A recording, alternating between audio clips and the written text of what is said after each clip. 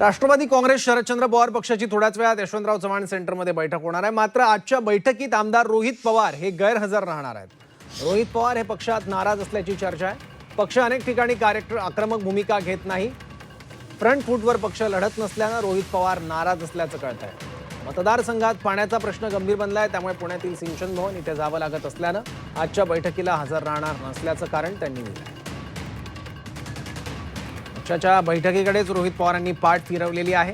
पक्ष वेगवेगळ्या मुद्द्यांवरून आक्रमक भूमिका घेत नसल्याचा आरोप रोहित पवारांचा असल्याचं बोललं जात आहे आणि त्यामुळेच रोहित पवार हे पक्षात नाराज आहेत आणि या नाराजीमुळेच ते आजच्या बैठकीला उपस्थित नसल्याचं बोललं जात आहे।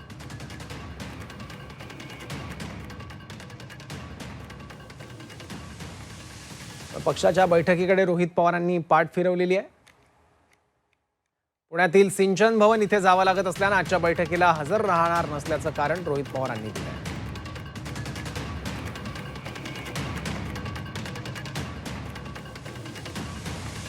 त्याबद्दल शशिकांत शिंदे यांनी काय म्हटलंय, राष्ट्रवादी शरद पवार पक्षाचे प्रदेशाध्यक्ष, पाहूया।